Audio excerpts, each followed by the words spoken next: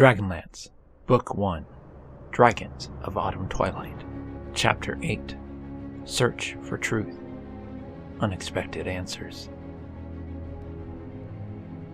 I can help you. Goldmoon's clear voice rang out like a pure silver bell. The chieftain's daughter saw Sturm's shocked face. She understood Tanis's warning. But this was not the act of a foolish, hysterical woman. Goldmoon was far from that. She had ruled her tribe in all but name for 10 years, ever since sickness had struck her father like a lightning bolt, leaving him unable to speak clearly or to move his right arm and leg. She had led her people in times of war with neighboring tribes and in times of peace. She had confounded attempts to wrest her power from her. She knew that what she was doing now was dangerous. These strange clerics filled her with loathing. But they obviously knew something about this staff, and she had to know the answer. I am the bearer of the blue crystal staff, Goldmoon said, approaching the leader of the clerics, her head held proudly. But we did not steal it. The staff was given to us. Riverwind stepped to one side of her, Sturm on the other. Caramon came charging through the brush and stood behind her, his hand on his sword hilt, an eager grin on his face. So you say, the cleric said in a soft, sneering voice. He stared at the plain brown staff in her hand with avid, black, gleaming eyes, then reached out his wrapped hand to take it. Goldmoon swiftly clasped the staff to her body. The staff was carried out of a place of great evil, she said. I will do what I can to help your dying brother, but I will not relinquish this staff to you or to anyone else until I am firmly convinced of your rightful claim to it. The cleric hesitated, glanced back at his fellows. Tanis saw them make nervous, tentative gestures toward the wide cloth belts that they wore tied around their flowing robes. Unusually wide belts, Tanis noticed, with strange bulges beneath them. Not, he was sure, made by prayer books. He swore in frustration, wishing Sturm and Caramon were paying attention. But Sturm seemed completely relaxed, and Caramon was nudging him as though sharing a private joke. Tanis raised his bow cautiously and put an arrow to the string. The cleric finally bowed his head in submission, folding his hands in his sleeves. We will be grateful for whatever aid you may give our poor brother, he said, his voice muffled. And then I hope you and your companions will return with us to Haven. I promise you that you will be convinced that the staff has come into your possession wrongly. We'll go where we've mind to go, brother, Caramon growled. Fool, Tanis thought. The half-elf considered shouting a warning, then decided to remain hidden in case his growing fears were realized. Goldmoon and the leader of the cloaked men passed the cart, Riverwind next to her. Caramon and Sturm remained near the front of it, watching with interest. As Goldmoon and the cleric reached the back, the cleric put out a wrapped hand and drew Goldmoon toward the cart. She pulled away from his touch and stepped forward by herself. The cleric bowed humbly, then lifted up a cloth covering the back of the cart. Holding the staff in front of her, Goldmoon peered in. Tanis saw a flurry of movement. Goldmoon screamed, then there was a flash of blue light and a cry. Goldmoon sprang backward as Riverwind jumped in front of her. The cleric lifted a horn to his lips and blew long, wailing notes. Caramon, Sturm, Tanis called, raising his bow. It's a trap! A great weight dropped on the half-elf from above, knocking him to the ground. Strong hands groped for his throat, shoving his face deep into the wet leaves and mud. The man's fingers found their hold and began squeezing. Tanis fought to breathe, but his nose and mouth were filled with mud. Seeing starbursts, he tore frantically at the hands that were trying to crush his windpipe. The man's grip was incredibly strong. Tanis felt himself losing consciousness. He tensed his muscles for one final desperate struggle. Then he heard a hoarse cry and a bone-crushing thump. The hands relaxed their grip, and the heavy weight was dragged off of him. Tanis staggered to his knees, his breath coming in painful gasps. Wiping the mud from his face, he looked up to see Flint with a log in his hand. But the dwarf's eyes were not on him. They were on the body at his feet. Tanis followed the astonished dwarf's gaze, and the half-elf recoiled in horror. It wasn't a man. Leathery wings sprang from its back. It had the scaly flesh of a reptile. Its large hands and feet were clawed, but it walked upright in the manner of men. The creature wore sophisticated armor that allowed it to use its wings. It was the creature's face, however, that made him shudder. It was not the face of any living being he had ever seen before, either on Kryn or his darkest nightmares. The creature had the face of a man, but it was as if some malevolent being had twisted it into that of a reptile. "By the gods," Raistlin breathed, creeping up to Tanis. "What is that?" Before Tanis could answer, he saw out of the corner of his eye a brilliant flash of blue light, and he heard Goldmoon calling. For one instant, as Goldmoon had looked into the cart, she had wondered what terrible disease could turn a man's flesh into scales. She had moved forward to touch the pitiful cleric with her staff, but at that moment the creature sprang at her, grasping for the staff with its clawed hand. Goldmoon stumbled backward, but the creature was swift, and its clawed hand had closed around the staff. There was a blinding flash of blue light. The creature shrieked in pain and fell back, wringing its blackened hand. Riverwind, sword drawn, had leapt in front of his chieftain's daughter, but now she heard him gasp as she saw his sword arm drop weakly. He staggered backward, making no effort to defend himself. Rough, wrapped hands grabbed her from behind.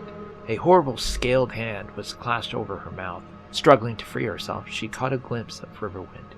He was staring wide-eyed in terror at the thing in the cart, his face deathly white, his breathing swift and shallow. A man who wakes from a nightmare to discover it is reality. Goldmoon, strong child of the warrior race, kicked backward at the cleric holding her, her foot aiming for his knee. Her skillful kick caught the opponent off guard and crushed his kneecap. The instant the cleric eased his grip on her, Goldmoon whirled around and struck him with her staff. She was amazed to see the cleric slump to the ground, seemingly felled by a blow even the mighty Caramon might have envied. She looked at her staff in astonishment, the staff that now glowed bright blue. But there was no time to wonder. Other creatures surrounded her. She swung her glistening staff in a wide arc, holding them at bay. But for how long? "Riverwind!" Goldmoon's cry woke the plainsman from his terror. Turning, he saw her backing into a forest, keeping the cloaked clerics away with her staff. He grabbed one of the clerics from behind and threw him heavily into the ground. Another jumped at him while a third sprang toward Goldmoon. There was a blinding blue flash. A moment ahead of Tanis' cry, Sturm had realized the cleric had set a trap and drew his sword. He had seen through the slats of the old wooden cart a clawed hand grabbing for the staff. Lunging forward, he had gone to back up Riverwind. But the knight was totally unprepared for the plainsman's reaction to the sight of the creature in the cart. Sturm saw Riverwind stagger backwards, helpless, as the creature grabbed a battle axe in its uninjured hand and sprang directly at the barbarian. Riverwind made no move to defend himself. He just stared, his weapon dangling in his hand. Sturm plunged his sword into the creature's back. The thing screamed and whirled around to attack, wrenching the sword from the knight's hand. Slavering and gurgling in its dying rage, the creature wrapped its arms around the startled knight and bore him into the muddy road. Sturm knew the thing that grasped him was dying and fought to beat down the terror and revulsion he felt at the touch of its slimy skin. The screaming stopped, and he felt the creature go rigid. The knight shoved the body over and quickly started to pull his sword from the creature's back. The weapon didn't budge. He stared in disbelief, then yanked on the sword with all of his might, even putting his booted foot against the body to gain leverage. The weapon was stuck fast. Furious, he beat the creature with his hands, then drew back in fear and loathing. The thing had turned to stone. "Caramon!" Sturm yelled as another of the strange clerics leaped toward him, swinging an axe. Sturm ducked, felt the slashing pain, and then was blinded when the blood flowed into his eyes. He stumbled, unable to see, and a crushing weight bore him to the ground.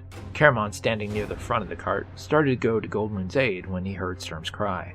Then two of the creatures bore down on him, swinging his short sword to force him to keep their distance. Caramon drew his dagger with his left hand. One cleric jumped for him, and Caramon slashed out, his blade biting deep into the flesh. He smelled a foul, rotting stench and saw a sickly green stain appear on the cleric's robes. But the wound appeared just to enrage the creature. It kept coming, saliva dripping from jaws that were the jaws of a reptile, not a man. For a moment, panic engulfed Caramon.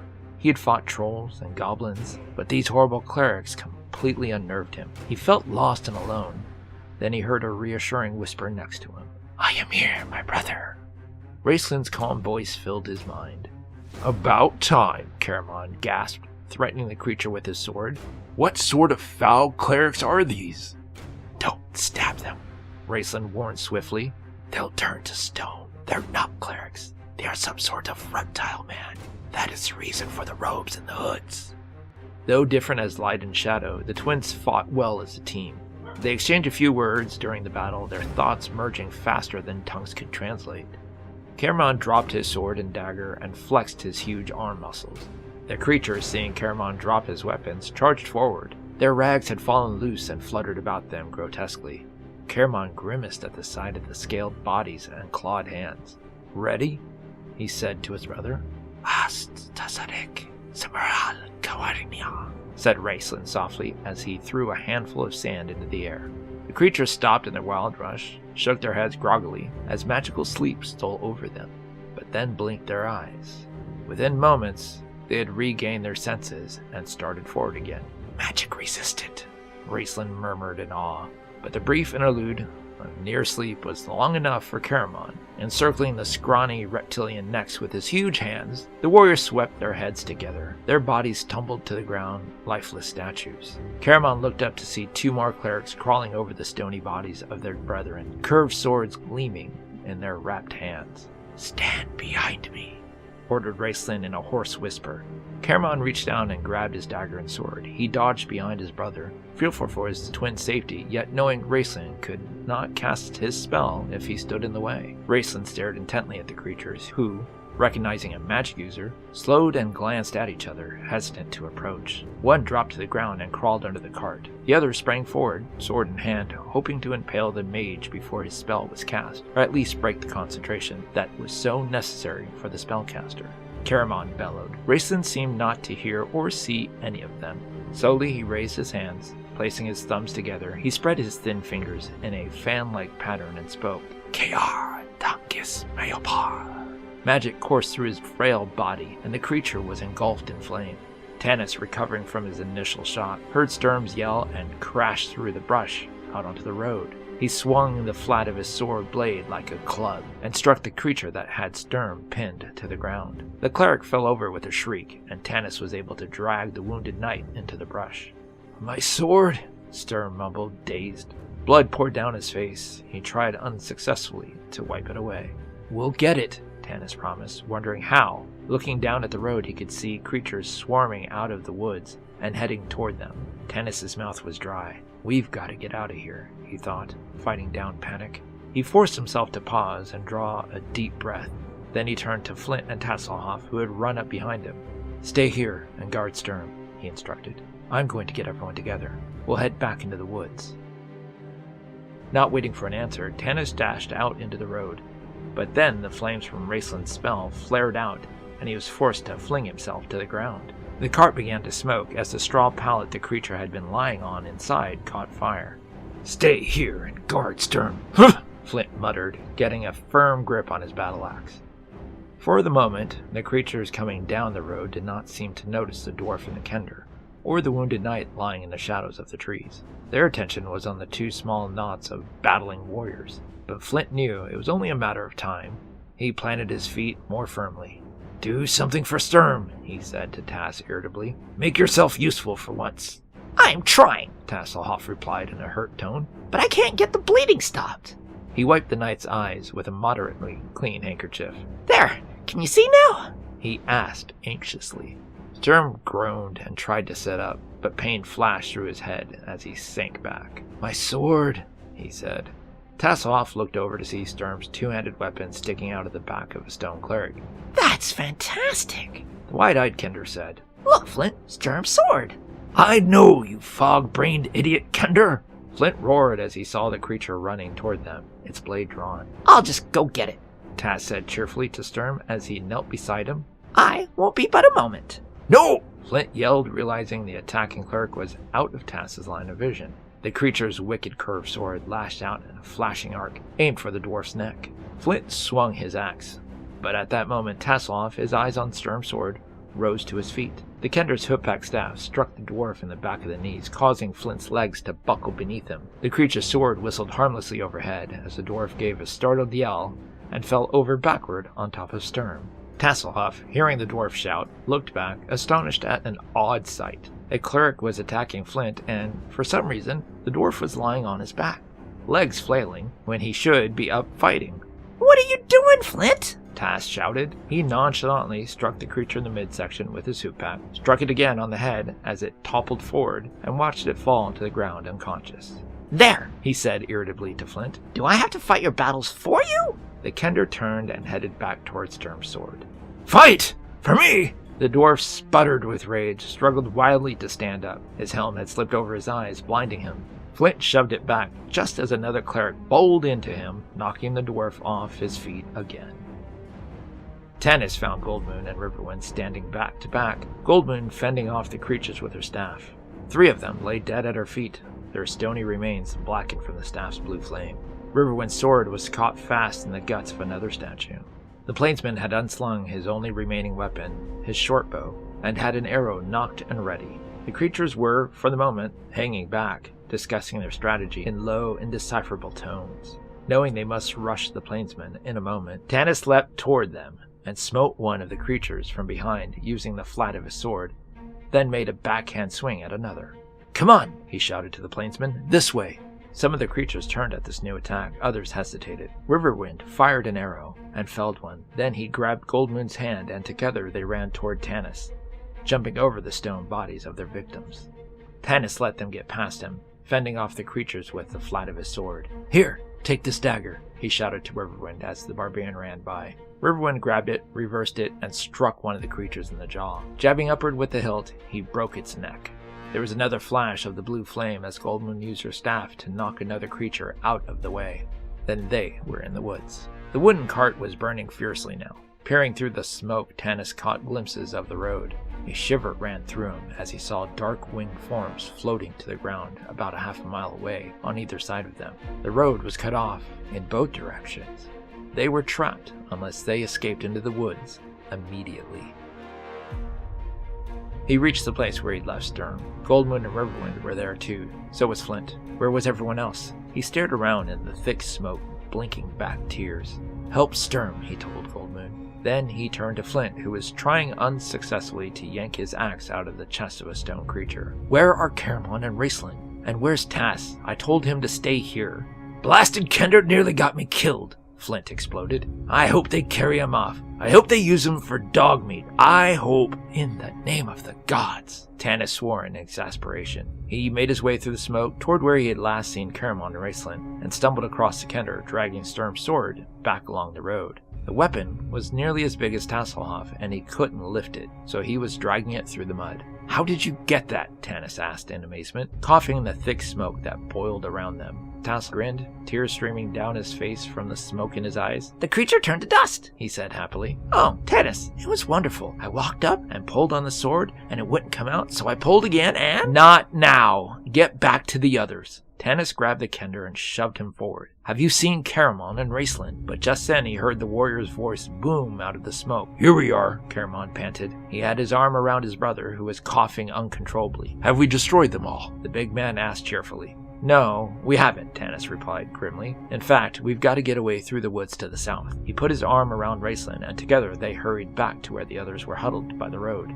choking in the smoke, yet thankful for its cover. Sturm was on his feet, his face pale, but the pain in his head was gone, and the wound had quit bleeding. "The staff healed him?" Tanis asked Goldmoon. She coughed. "Not completely. Enough so we can walk."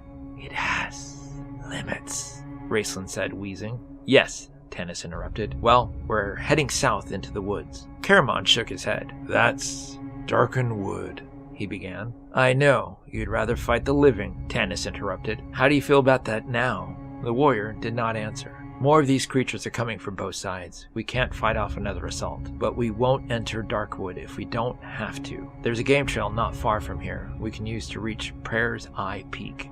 There we can see the road to the south, as well as any other directions. We could go north as far as the cave. The boat's hidden there," Riverwind suggested. "No!" yelled Flint in a strangled voice. Without another word, the dwarf turned and plunged into the forest, running south as fast as his short legs would carry him.